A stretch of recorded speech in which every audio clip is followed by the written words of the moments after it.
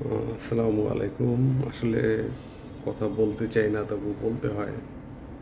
সেটা হচ্ছে বাংলাদেশ ক্রিকেট টিমকে নিয়ে যে পারফরমেন্স আমরা দেখলাম, খুবই দুঃখজনক এবং ভীষণ হতাশার। এর কারণ হচ্ছে যে বাংলাদেশের প্লেয়ারদের যে জেতার যে একটা আকাঙ্ক্ষা, সেই আকাঙ্ক্ষাটা মোটেও ওইভাবে আমরা কিন্তু লক্ষ্য করি নাই।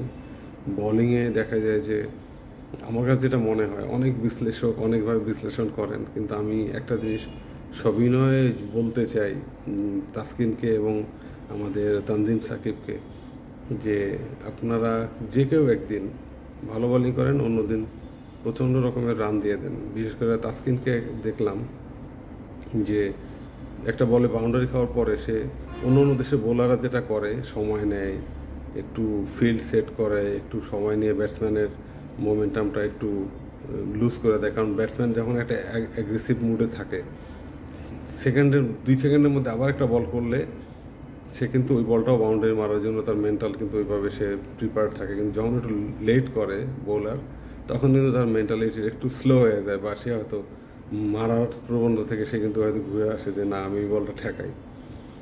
তো আজকে দেখলাম সবচেয়ে দুর্ভাগ্যজনক সত্যি কথা, যে আজকে তানজিম সাকিবের শেষের ওভারটা যখন পড়লো, তখন আমার মনে হয়েছিল যে বাংলাদেশ ম্যাচ হারবে। কেন মনে হয়েছিল? কারণ লো স্কোরিং ম্যাচে 15টা রান শেষের ওভারে, দেখেন সত্যি সেই 15 রানটাই আমাদের জন্য বিশ্বের কাটা হয়ে গেল। এবং আমি বিশ্বাস করি ওই 15 রানটা না দিলেই হয়তো বা আমরা ওই 12.1 ওভারের মধ্যে হয়তো বা, আমার মনে হয় যে আমরা চেস করতেও পারতাম, বা হয়তো 14 ওভারের মধ্যে আমরা চেস করতে পারতাম। আরেকটা কথা বলি, বাংলাদেশের ক্রিকেট ফ্যানরা দেখি মাহমুদুল্লাহ রিয়াদকে নিয়ে প্রচণ্ড রকমের করে কনফিডেন্ট, কিন্তু এই জিনিসটা আমার কাছে ভীষণ হতাশা। আজকে তার ব্যাটিং এবং আজকে তার বডি ল্যাঙ্গুয়েজ দেখে ভীষণ দুঃখ পেয়েছি, এবং মনে হয়েছে যে আসলে এত অভিজ্ঞ একজন ব্যাটসম্যান, সে কীভাবে, সাকিব আল হাসান, তারা কীভাবে এই ধরনের মেন্টালিটি এখনও মাঠে নামে। তাদের থেকে এখন ইয়াং জেনারেশন কী শিখবে? তারা যদি এখন এভাবে হাল ছেড়ে দেয়, তারা যে সাকিব আল হাসান বা মাহমুদুল্লাহকে দেখে যারা বড় হয়েছে, আজকে তাহিদ হৃদয় বা আজকের অন্য অন্য যারা ইয়াংস্টার আছে, রিয়াদ, আপনার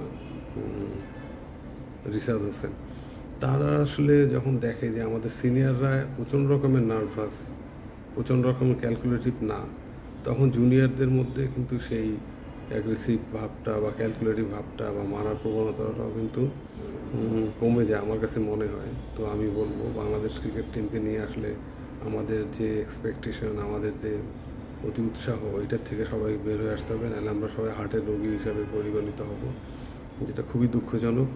এবং কনগ্রাচুলেশনস আফগানিস্তান, যে তারা শেষ পর্যন্ত লড়তে চায় অস্ট্রেলিয়ার মতন, তাদের বডি ল্যাঙ্গুয়েজ, এটা ভীষণ আশার, বাংলাদেশের জন্য হতাশা। এবং বাংলাদেশ টিম, তারা হয়তো বাংলাদেশে আসার পরে আমাদের শ্রদ্ধেয় পাপন সাহেব, তিনি আবার জিম্বাবুয়েকে ডেকে নিয়ে আসবেন এবং জিম্বাবুয়ের সাথে একটা সিরিজ আয়োজন করবেন, বা আফগানিস্তানের সাথে সিরিজ অলরেডি আছে, তাদেরকে একটা মিরপুরের একটা পিচ বানায় তাদেরকে মোটামুটি ধরাশায়ী করে ওইটা নিয়ে আবার বিভিন্নভাবে অভিনন্দনের বাণীতে ভাসাবেন বাংলাদেশ ক্রিকেট টিমদের সমস্ত প্লেয়ারদের, এবং হয়তো তাদেরকে আবার নতুন করে কোনো পুরস্কারের ঘোষণাও দিবেন।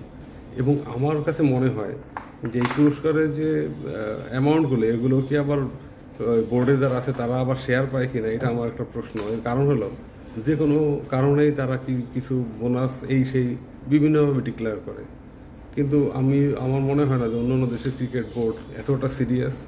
সবচেয়ে দুর্ভাগ্য যে আমরা খুব সিরিয়াস, আমাদের প্লেয়াররা সিরিয়াস না। আমাদের বাংলাদেশে 18 কোটি মানুষ যত সিরিয়াস, আমার কাছে মনে হয় যে আমি ব্যাট হাতেই মাঠে নেমে যাই, এরকম একটা অবস্থা, বা আমি বোলিংয়ে চলে যাই, আমরা এত সিরিয়াস। বাট আমাদের প্লেয়াররা সেই সিরিয়াসনেসটা তাদের মধ্যে, সবাই বলে যে সাংবাদিকরা বিভিন্ন কলমে বিভিন্ন কালিতে তাদের ভালো মন্দ, তারা কি ভাবতেছিল, কি করতেছিল, এগুলো বিভিন্ন নিজেদের মন গড়া কিছু গল্প কাহিনী, এগুলো সাজিয়ে সুন্দর করে লেখে, এবং সেই প্লেয়ারের কাছে সেই সাংবাদিকরা হয়তো ভালো সাজার চেষ্টা করে, বা সে যে ক্রিকেট বোদ্ধা এটা বোঝানোর চেষ্টা করে।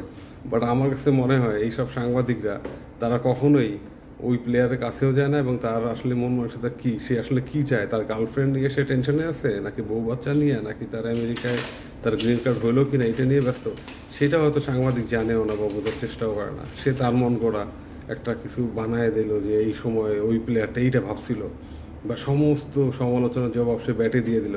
আসলে সে সমালোচনার জবাব দিল ব্যাটে নাকি তার বান্ধবীকে উপহার দিল, এই জিনিসটা কিন্তু সাংবাদিক নিজেও ক্লিয়ার না। তা আমরা একটা জিনিস যথেষ্ট ক্লিয়ার, সেটা হচ্ছে যে বাংলাদেশের ক্রিকেট নিয়ে আমাদের অতিমাত্রায় যে উৎসাহ, এই উৎসাহটা কমানো উচিত।